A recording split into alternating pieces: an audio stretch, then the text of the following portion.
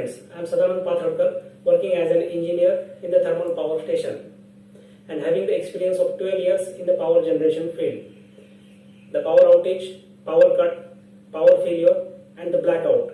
If blackout happen in case of the house, we will manage it very easily. But if the power outage happens over the wide area like the national wise, state wise, region wise or the plant wise, then how to handle it? So this is the question. To get this answer, you have to watch this video.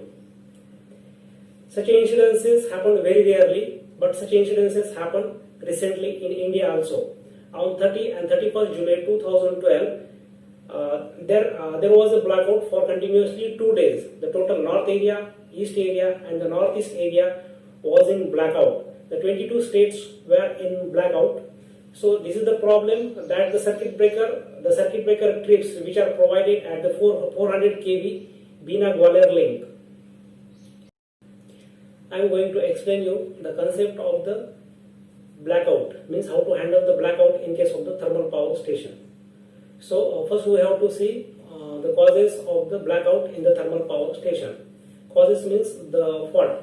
The first one, the fault in the power station, then the fault in the substation, next one, the fault in the distribution system, next the fault may be in the transmission line, that is called as a grid. It means if the frequency of the grid falls below the 49.5 Hz or if the frequency goes beyond the 50.2 Hz, then the problem may occur in the grid and the total system will be failure. There may be the chances of the cascading failure. Also, the sagging of the power line and touching to the trees. This may be also one of the reasons for the power outage. Then the bad climate, thundering effect, lightning effect, the flood like this. Then overloading of the electrical mains. So these are the causes. Now afterwards we will see the effects of the power failure. Now what are the effects of the power outage on the thermal power station and the total system? So first, very important but the unfortunate effect is that our plant will be tripped immediately. The second one, the neighboring plant will also trip immediately. Then all the 220 kV, 6.6 kV and 415 volt supply will be tripped immediately. It means all the HT auxiliaries and the LT auxiliaries, means high tension auxiliaries and the low tension auxiliaries will be tripped immediately.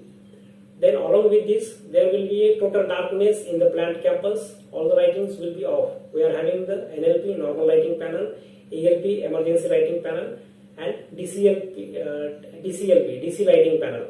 So fortunately, the DC lighting will be glow within a fraction of a second, but these DC lightings are very few in number. Now, the action plan to be followed by the control room engineer to safeguard the machine and auxiliaries. The first point, don't go in the panic mode. Second one, ensure the pickup of the DC SOP, DC EOP, DC scanner fan and DC JOP. Next one, close the turbine gland sealing isolating valve to save the rupture of the LPT diaphragm. Next, open the vacuum breaker valve. Next, ensure the air motor of both air heaters. If air motors not picked up on auto, operate through bypass valve. Next, superheat and reheat spray isolating valve should be closed. Next, ensure the DC lighting in the PCR. PCR means plant control room. Next, ensure the UPS supply from batteries. Next, if DC SOP does not picked up on auto and EC seal oil pump cannot be made available, then hydrogen gas in the generator system should be purged out immediately. This activity should be done in coordination with the local staff member. Next, ensure that the DG set starts on auto and emergency board should be charged immediately via DG board. If DG set does not start on auto, start the same by manual mode. Next, ensure the diesel firefighting pump started. Next, if the emergency board is charged successfully, then start the AC auxiliaries like AC lube oil pump, AC JOP jacking oil pump, AC SOP seal oil pump and AC lighting, and switch off the corresponding DC auxiliaries. Next, supply to UPS should be ensured. Next, take the TG set on the bearing. If the turbine gear valve not operating then open it manually. If TG set does not come on the hydraulic barring, then manual hand barring should be done. It is called as a hand barring. Next, start the LOPs of the crucial auxiliaries like ID fan, FD fan, PA fan, BFP. Then start the air heaters. Next, ensure the battery charger supply of 220 volt DC and 24 volt DC to avoid the draining of the batteries. Next, check all the 6.6 kV breakers. They are tripped on UV protection, that is underholt protection. If any breaker does not trip on the underholt, trip it manually. Next, station A and station B breakers are to be made off. Next, if any soot blower is trapped inside the boiler, then retract it out and its isolating valve made off. During this activity, the shift in charge is to be coordinate with the GCR, that is generation control room, and LD, that is load dispatch center. It may be the state load dispatch center or the national load dispatch center. Then resume the station supply system by closing the 220 kV HVCB of the station transformer. Then charge the two limbs of the station transformer like station A and station B bus. Then through the station supply, charge the 6.6 kV unit bus A, unit bus B, unit bus C and unit bus D, and normalize the total unit supply system. Then subsequently charge the LT boards like turbine board, boiler board, unit PCC, station PCC, ESP board, lighting board, welding board, WTP board, etc. Here for thermal power station, we need some basic power, that is auxiliary power, and this is called as auxiliary power consumption.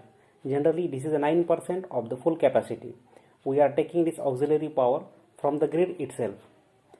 After troubleshooting the causes of the AC failure, to normalize the system means to start the power plant again, this independent system will play an important role, like hydropower station, captive power plant, cogeneration plant, islanding plant, and microgrid. Hydropower stations are the peak load centers and they can start at any time and can synchronize within the short time period like 2 to 3 minutes. So at such situation, their role is very important and they can give initial startup and support to the grid because they are having their own house generator. Captive power plant. Captive power plant will run in islanding mode. The captive power plant are also called as auto producers. Islanding plant. This is the isolation from grid. Islanding is a condition in which a distributed generator continues to power a location even though electrical grid power is no longer present, and generators connected to the electricity grid in parallel mode, which can generate independently in the event of grid power failure. Now the microgrid. A small network of electricity users with a local source of supply attached to a national grid, but it is able to function independently. If the electrical supply system becomes normal and after taking the clearance from the various departments of the plant and from the generation control room and from the load dispatch center, prepare for the boiler light up and subsequently turbine rolling and synchronization. Now, synchronize the individual unit and connect to the grid to empower the system and to enlighten the world, because we know that generating adequate power for the state on a sustainable basis at competitive rate in a responsible manner is only our vision. Friends, hope you understand the concept of handling the power failure. If you are satisfied with the video, like this video, share this video and subscribe the channel. Thank you.